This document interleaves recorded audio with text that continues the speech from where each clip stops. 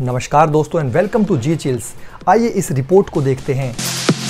1971 युद्ध में अमेरिका ने भारत को कैसे कैसे घाव दिए थे उसे हमारा भारत तो भूल गया है, लेकिन हमारा दोस्त रूस अब तक नहीं भूला। ये बिल्कुल सच बात है कि आज भारत अपने पुराने दुख दर्द को भुलाकर अमेरिका के करीब चला गया है, लेकिन हमारा दोस्त रूस आज भी उन ताकतों के खिलाफ खड़ा है जो 1971 में भारत के टुकड़े करने आए थे।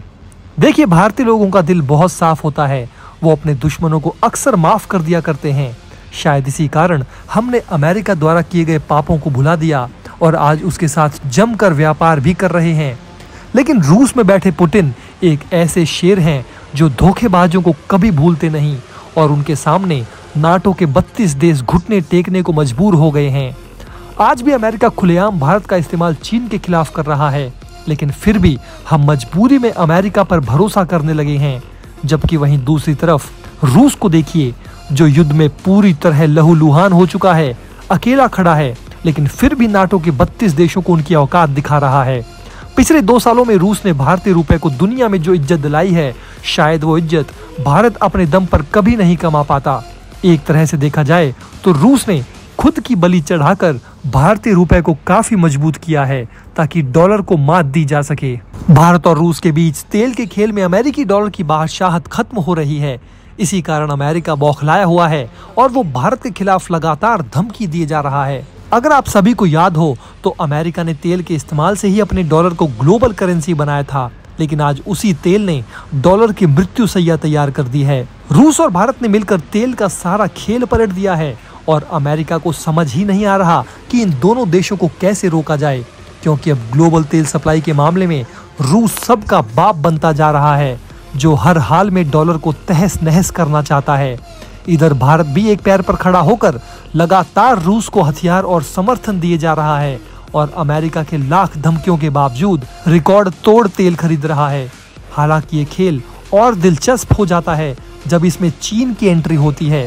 रूस कई महीनों से इस प्रयास में लगा है ताकि भारत और चीन को फिर से दोस्त बनाया जा सके, क्योंकि अगर ये तीनों देश एकजुट हो गए तो अमेरिका की खटिया खड़ी कर देंगे। आप स्क्रीन पर देखिए कैसे रूस और चीन मिलकर अमेरिकी डॉलर की कमर तोड़ रहे हैं।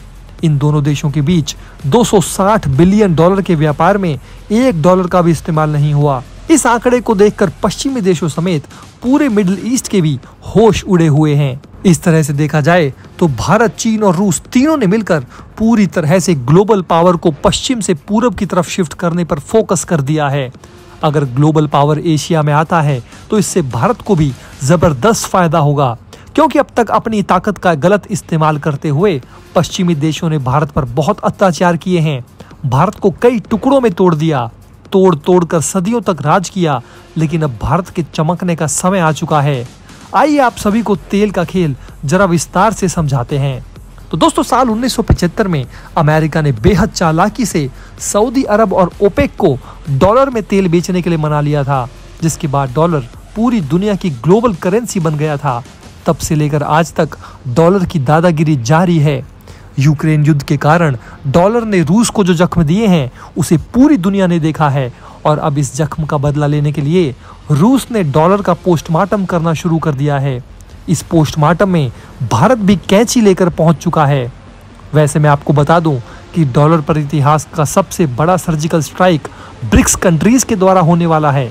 ये स्ट्राइक इतना खतरनाक होगा कि पूरा अमेरिका हिल जाएगा और जिस प्रकार दुनिया ने ब्रिटिश पाउंड को भुला दिया, ठीक उसी प्रकार डॉलर को भी भुला दिया जाएगा और फिर ग्लोबल साउथ के देश ग्लोबल नॉर्थ के देशों पर राज करेंगे। वो दिन आएगा जब भारत भी पश्चिमी देशों को अपना गुलाम बनाएगा। अगर डॉलर को मात देना है तो ये काम किसी एक देश के प्रयास से नहीं होगा, बल्कि डॉलर के चक्रव्यूह को भेदने के लिए एक कलेक्टिव पावरफुल प्रयास की जरूरत है। इसी कारण कहा जा रहा है कि ब्रिक्स करेंसी ही वो अर्जुन है जो डॉलर का अंतिम वध करेगा। मेरे हिसाब से ब्रिक्स करेंसी को हद से ज्यादा पावरफुल बनाने की जरूरत है। इसके लिए इस ग्रुप में नए नए ताकतवर देशों की एंट्री करानी होगी। अब ये ग्रुप 5 से बढ़कर 9 मेंबर तक पहुंच चुका है। इसी साल 1 जनवरी को इस ग्रुप में ईरान, यूएई, इथियोपिया और इजिप्ट शामिल हुए हैं। एक तरह से देखा जाए तो पूरी दुनिया का 30% क्षेत्रफल और 45% पॉपुलेशन इस ग्रुप का हिस्सा हो चुका है। इस ग्रुप में सऊदी अरब जैसा ऑयल माफिया भी लगभग ज्वाइन हो चुका था। साउथ अफ्रीका ने इसका ऐलान भी कर दिया था, लेकिन अंतिम समय पर अमेरिकी दबाव में सऊदी अरब ने अपने पांव पीछे खींच लिए थे। लेकिन यकीन मानिए, अगर ब्रिक्स में सऊदी अरब शामिल हो जाता है तो फिर डॉलर का खेल हमेशा हमेशा के लिए खत्म समझिए, क्योंकि ब्रिक्स में सऊदी अरब के शामिल होते ही अमेरिकी डॉलर का दम फूलने लगेगा। दुनिया के बड़े बड़े तेल बेचने वाले देश जैसे कि रूस, यूएई, सऊदी अरब और ईरान ने कई सालों से अपना तेल डॉलर में बेचकर डॉलर को मजबूत बनाने का काम किया है। लेकिन अगर ये सभी देश अचानक ब्रिक्स करेंसी में व्यापार शुरू करते हैं तो फिर डॉलर को गहरा झटका लगना तय है। इस तरह से देखा जाए तो जिस तेल ने डॉलर को बादशाह बनाया था, वही तेल डॉलर के सिंहासन में आग लगाने को तैयार है। अब जरा स्क्रीन पर देखिए, दुनिया के नक्शे में ब्रिक्स फैलता जा रहा है। ब्रिक्स का विस्तार ये दर्शाता है कि दुनिया भर के बड़े बड़े देश अमेरिका और उसके डॉलर की दादागिरी से ऊब चुके हैं और अब वे इसका अल्टरनेटिव ढूंढ रहे हैं। इन सभी देशों को ये पूरा यकीन है कि वो अकेले डॉलर का कुछ नहीं बिगाड़ पाएंगे, इसलिए ब्रिक्स समूह में आकर वे डॉलर के खिलाफ लड़ाई को मजबूत करना चाहते हैं। और मेरे हिसाब से ब्रिक्स न केवल G7 जैसे ग्रुप को टक्कर दे रहा है, बल्कि ये सीधे तौर पर यूनाइटेड नेशंस को भी चुनौती देगा। अगर ब्रिक्स भविष्य में यूनाइटेड नेशन का जगह लेता है तो उसमें भारत को भी वीटो पावर दिया जाएगा, क्योंकि हमारा भारत उन 5 फाउंडिंग मेंबर में शामिल है जिन्होंने ब्रिक्स की स्थापना की थी। वो दिन दूर नहीं जब ब्रिक्स कंट्री आपस में डिसाइड करके अमेरिका और पश्चिमी देशों पर सैंक्शन ठोकेंगे और यूएस इकोनॉमी भी वैसे ही बर्बाद होगी जैसे कि ईरान, रूस और वेनेजुएला का हो गया था। ये कहना गलत नहीं होगा कि अमेरिकी सैंक्शंस के कारण ही ईरान के राष्ट्रपति मारे गए। यूएस सैंक्शन के कारण वे 35 साल पुराने हेलीकॉप्टर में ट्रैवल करने के लिए विवश थे। उनके देश की आर्थिक स्थिति ठीक नहीं थी और ना ही वे अपने अमेरिकी हेलीकॉप्टर की मरम्मत करा सकते थे।